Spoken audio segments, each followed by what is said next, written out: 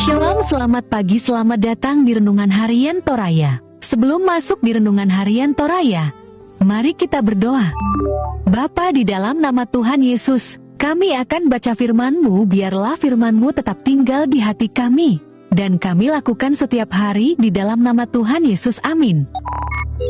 Pembacaan terdapat pada Ester pasal 8 ayat 1-17. Perintah raja yang menguntungkan orang Yahudi pada hari itu juga Raja Ahasweros mengaruniakan harta milik Haman, seteru orang Yahudi, kepada Ester, sang ratu, dan Mordekhai masuk menghadap raja.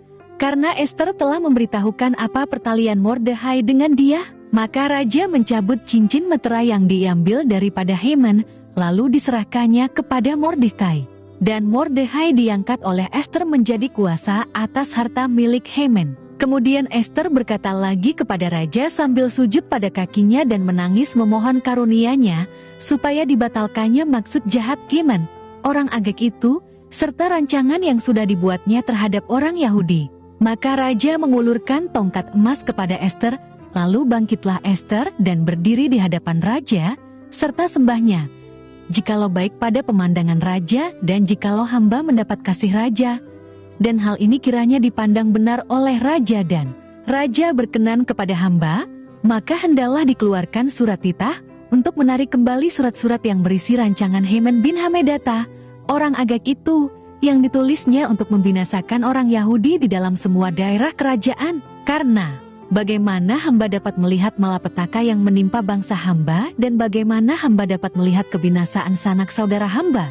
Maka jawab Raja Ahasweros kepada Ester, sang ratu, serta kepada Mordekhai, orang Yahudi itu, harta milik Haman telah kukaruniakan kepada Ester, dan Haman sendiri telah disulahkan pada tiang karena ia sudah mengacungkan tangannya kepada orang Yahudi. Tuliskanlah atas nama raja apa yang kamu pandang baik tentang orang Yahudi, dan meteraikanlah surat itu dengan cincin meterai raja, karena surat yang dituliskan atas nama raja dan dimeteraikan dengan cincin meterai raja tidak dapat ditarik kembali. Pada waktu itu juga dipanggillah para panitera raja.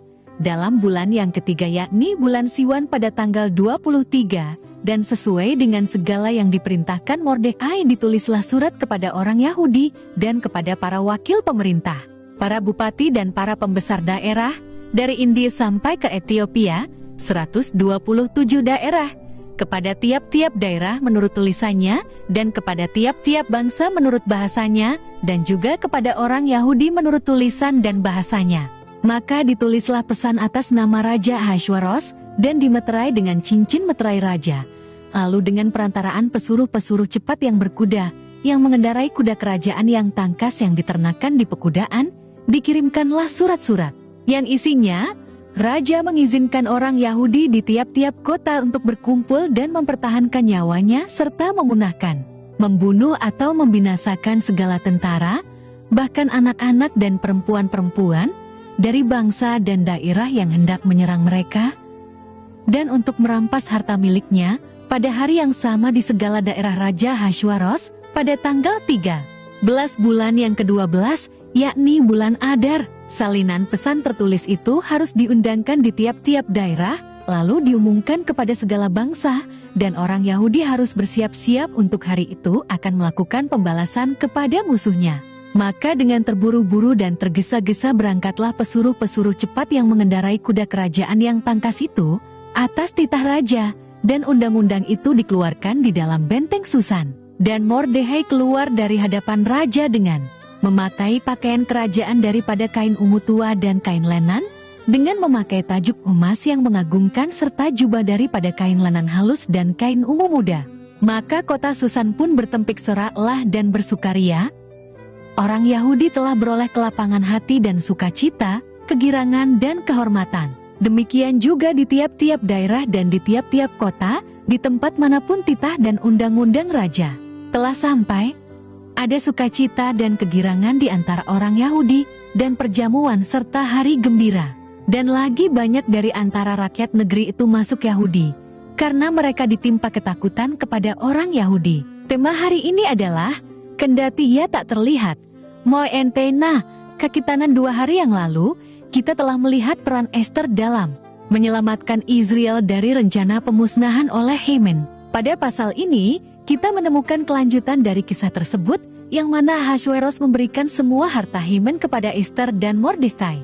Cincin materai Haman juga menjadi bagian dari Mordekai. Kita juga membaca Esther memohon kepada raja agar semua hal sekaitan dengan pemusnahan Israel dicabut. Tidak hanya itu, raja memberikan kuasa bagi Israel untuk mempertahankan hidup mereka kala mendapat ancaman seperti yang baru saja terjadi. Mari kita mefokuskan perhatian pada ayat 16. Bagi orang Yahudi ada kelegaan dan sukacita, kegembiraan dan kehormatan. Ayat tersebut menggambarkan keadaan Israel kala mereka melewati ancaman. Kala kita membaca secara penuh kitab Esther, kita dapat memahami arti ayat ini. Kendati kita tidak menemukan lagi nama Allah dalam cerita ini, tetapi kita sangat percaya bahwa Ia tak pernah terlihat namun terus menemani kita melalui besarnya badai hidup. Haruki Murakami, seorang penulis asal Jepang, mengatakan bahwa kala seseorang telah melewati badai, ia tidak akan sama lagi seperti ketika ia baru berhadapan dengan badai. Baginya, inti dari melewati badai adalah kesadaran bahwa badai mendewasakan kita. Lebih dari itu, bagi orang percaya, melewati badai bersama dengan Allah tidak akan pernah sama kala kita melalui badai tanpanya. Ketiadaan nama Allah tidak berarti Ia tidak hadir. Sebaliknya, Ia justru menemani Israel sampai mereka menemukan kelegaan dan sukacita. Kedewasaan orang percaya justru tergapai kala ia berjalan bersama Allah kendati ia tak terlihat. Amin. Mari kita berdoa. Bapa di dalam nama Tuhan Yesus, kami sudah baca firman-Mu, biarlah firman-Mu tetap tinggal di hati kami, dan kami lakukan setiap hari di dalam nama Tuhan Yesus. Amin. Selamat beraktivitas. Tuhan Yesus berkati. Amin.